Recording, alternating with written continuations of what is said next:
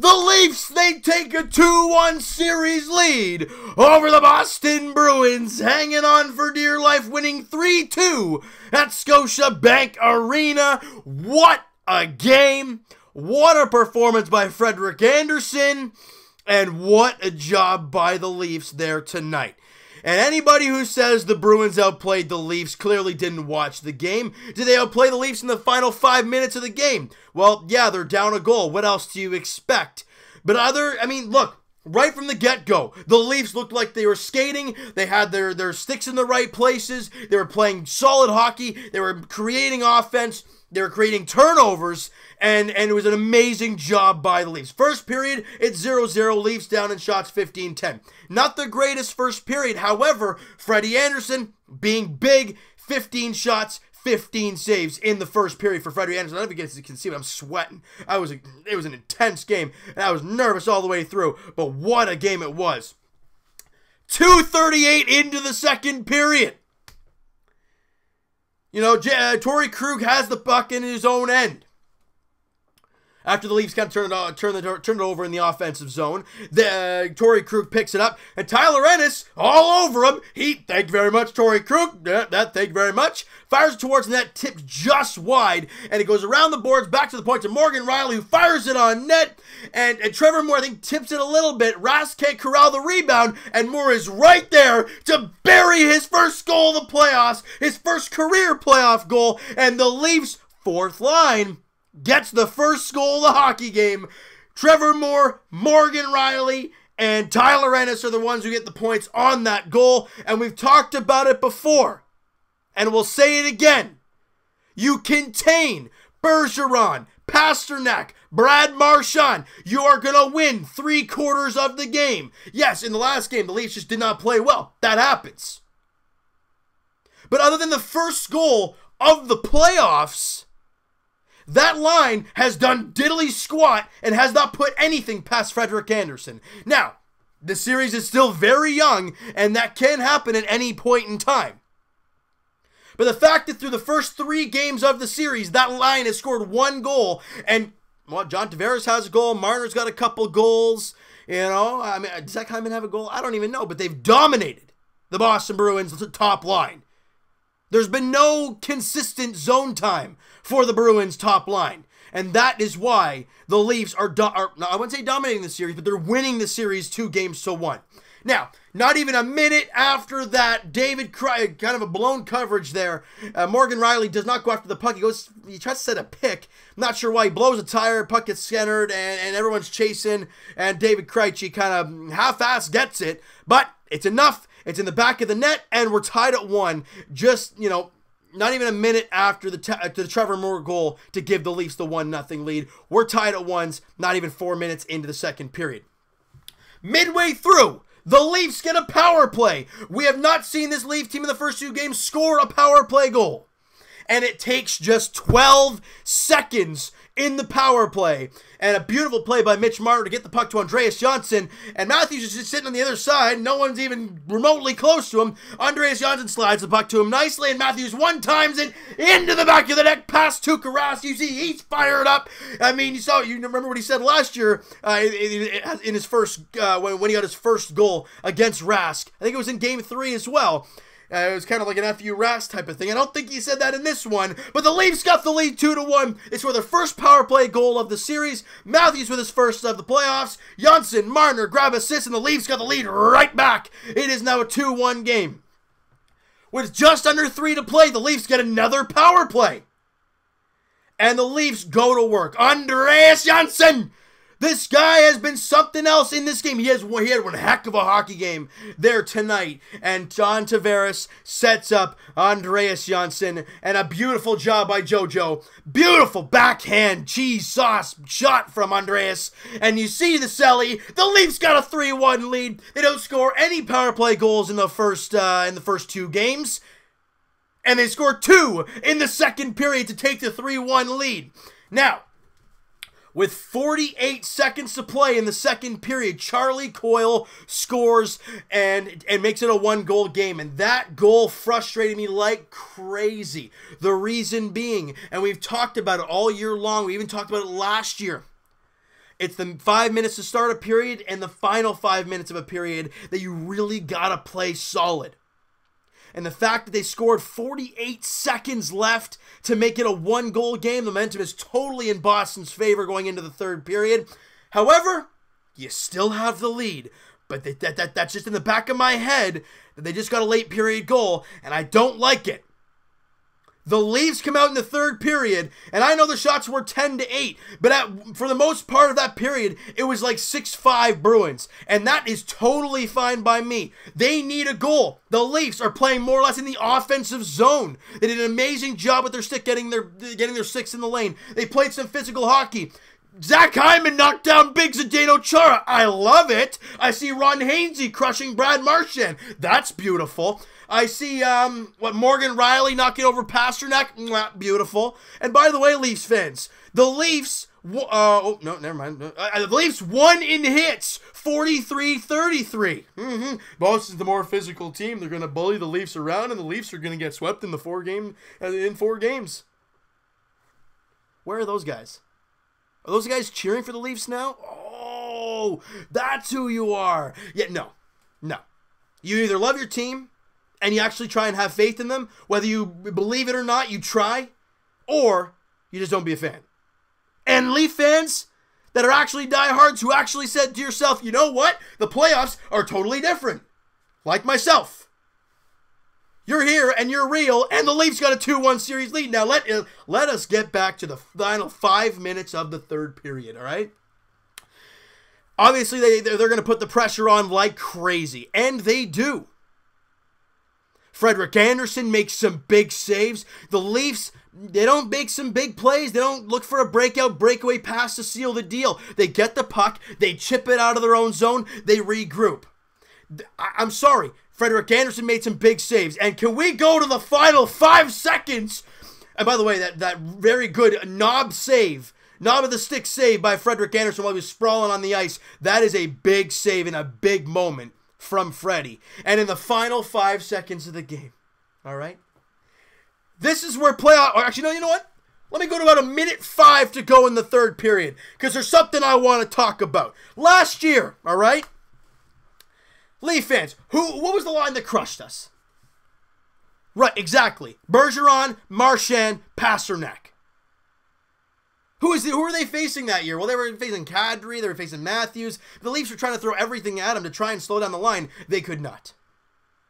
Who did the Leafs pick up in the offseason that's been kind of a difference maker? John Tavares. Oh, that old coot. Oh, yeah. He's a Toronto Maple Leaf. And I'm sorry. In the final 1:05 of the third period, the Bruins get 2 big offensive zone face-offs. John Tavares beats Bergeron both times. Or actually, they think he beat him once. And then Bergeron jumps the gun to try and beat him, breaks his stick, and then gets thrown out of the face-off dot. John Tavares is a flippin' wizard. I don't know what his face-off percentage was tonight. I know late in the game, it was 67%. And most of those are against Bergeron. You do the math. If they're all against Bergeron, that is only 33% for Bergeron on the dot. John Tavares is a beast. And now let's go to the final 5 seconds of the third period. They line up Pasternak for a one-timer at the top of the circle, kind of in between the circle and the blue line. Who dives in front to block the shot? Mitchell Marner. He blocks the shot. Gets right back to Pasternak. He shoots it again. Blocked by Mitchell Marner. And then you see Pasternak getting angry and slaps it against the boards, and the horn goes and the Leafs win. And usually you go attack Frederik Andersen, but every single Leaf on the bench, they go right to Mitch Marner because that guy is a damn warrior. Diving in front of pucks in the dying seconds of a playoff game. That is how you win. You play hard. And I'm not talking hard as in crushing guys in the corner. That's not what win hockey games. Puck battles and big blocks and big plays in big moments. Oh my. Easy now, big fella. Relax. But watching this team, and we've talked about it, we talked it exactly. Look, if you go back to that last video, I said, okay, the key to the Leafs winning this game, and even really winning the series, score first, have a lead in the third period, and hang on and win the game. What happened today? Well, Trevor Moore scored the first goal of the game. Okay. The Leafs have a lead in the third period. Oh, okay, good. They win the game. The Leafs, I mean, look, I understand, yeah, the previous history with the Toronto Maple Leafs in holding leads in the third period have not been very good. But you've watched this team all year. If you have, you will have known that if they might have lost one regulation game all year long when having a lead after 2 periods of play. You know what that tells me? Frederik Andersen is damn good, and the Leafs, if they scramble or not, they make the right plays, and they're making the smart plays. This Leaf team is different than last year. They are better than last year. Anybody who says otherwise clearly doesn't know the team. And watching Frederik Andersen today, and I'm sorry, everyone's talking about down the stretch he's going to be terrible and the Leafs are going to get out in 4. I'm going to continue to reiterate that because that's what we continuously heard over and over and over and over and over again. Frederik Andersen, I wouldn't say has stole these games for the Leafs, but he has been huge factors in the games. And the only reason, like I said in the last video, the only reason that game on Saturday was not 8-1 was because of Frederik Andersen. The Leafs played a pretty damn good game today. They played a fantastic second period, outshot the Bruins 16-11, and outscored them, 3-2. And what was the final score? 3-2. The Leafs they only allowed 10 shots in the third period. Usually when teams are desperate, they see 15, 20 shots in the third period. The Leafs did an amazing job tonight getting the puck out. They did a great job down the stretch, and I'm so impressed. I am so impressed with this Leaf team. And you can talk about these guys all you want. You can say, well, they're going to choke and lose to the Bruins. Yeah, okay, you guys can say that all you want. But in the end, right now, in this moment in time, the Leafs got a 2-1 series lead. And this is a huge, huge thing. Last thing I'm going to say here, the reason why this game is so huge, think about it this way, Leaf fans, all right? Let me just roll up the sleeves real quick. You won this game today, okay? Let's say you win one of the next 2 games, because it's not easy to win both games at home. I know people could say, well, home ice advantage. I get that. I do. But it's never easy to win a couple games in a row in the playoffs, right? You never know, because the team's going to come out flying the next game, and the Bruins probably are. But how are the Leafs going to counteract that, right? It's going to be interesting to see. But if the Leafs, let's say they lose the next game, and they win in Boston in Game 5. They got a 3-2 series lead. You have 2 chances to go on to the next round. You win that next game at home, you have 3 chances to win, to win the series. You lose that game today, you have to win your next game. Or, if you lose that game, you are forced to win 3 straight games, as we have known from the past 2 playoff runs against these Boston Bruins. Look, Leaf fans, you want to say how this team is different? Okay. The only time the Leafs have had 2 wins in a playoff series against the Bruins is when they were down 3-1 already, and they had to try and crawl back, and they made it 3-2. But now the Leafs have a 2-1 series lead. Uncharted territory for this Leafs team against Boston. They had a 2-1 lead against Washington in that playoff series when Matthews was in his rookie year. But totally different team from now till then, right? And I got to say one thing. Last thing. Here we go. Nikita Zaitsev. We can talk about him being garbage all year long. You can talk about him being a pain in the rear end and making some stupid plays in the playoffs. I don't care. I watched 2 plays tonight that I flippin' love. All right? You see Jake Muzzin and Brad Marchand tangled up in front of Frederik Andersen. You see Marchand give him a little whack. What does Zaitsev go in there? And knocks him around. Knocks him over. And Marchand gets angry and starts getting all angry like a little rat does. And Zaitsev's just standing there like, what's up, bud? You alright? And then, in the dying few minutes, puck gets right into the front of the net, and he knocks down, I think it was either Jake DeBrusk or David Krejci. He just buries him. Get the heck out of the front of the net, big fella. I love it. Great job by Nikita Zaitsev. Great job by the Leafs team today. I was so impressed, but you want to take that intensity again and put it into Game 4. You really want that 3-1 series lead, all right? But for right now, let's enjoy this victory and just kick back, relax, and if you want to rewatch it 3 or 4 times, go ahead, because you know what? I will. All right? So you know what, guys? That is going to do it for this one. You guys enjoyed this video, and you guys enjoyed the game tonight. Smack that like button to appreciate that. I apologize if I went red quite a few times in the video. I was just kind of ready for it. I was ready to get jacked up after that victory, especially after Mitch Marner's blocking 2 shots at the end of the game. Come on. All right, so lay that like button if you guys enjoyed this one. Hit the subscribe button if you guys have not already. Comment down below. What'd you think of the game? Who the heck is your MVP? I have no idea. Yo, Andreas Janssen was fantastic. Matthews, I thought, had some giddy up today. But I loved Zaitsev's game. I thought Frederick Anderson was incredible. Mitch Marner was amazing. Tavares was fantastic. You guys go nuts. Who was your player of the game in this one? And, oh my, whew, a little sweaty here, fellas. But you know what? All worth it, because the Leafs sweated for us tonight. So we're going to sweat for them during this video. Maybe you guys aren't, but I am. All right? Guys, comment down below all that great stuff. And Evan and I will talk to you. His podcast is in heck. It's going to be sometime, hopefully this week. If not next week, because of Easter weekend and all that stuff. It might be a little hectic. But the link is down in the description for the podcast channel, guys, and for the podcast itself on iTunes. Twitter is also down below. Follow up, send me a DM, do all that great stuff. And I will talk to you guys about Blue Jays edition. I think they're still losing 3-1 to the Minnesota Twins. Yeah, it's 3-1. Ooh, but they got a little 2-on, nobody out situation there in the 8th inning. But right now it's 3-1 Twins. We'll talk to you guys post-game Jays edition as they're in Minneapolis, Minnesota, taking on the Twins.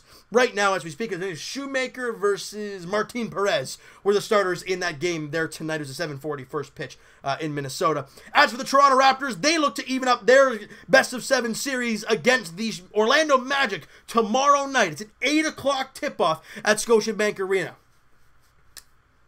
They need that victory tomorrow night. Kyle Lowry, make a shot. He knows it. We all know it.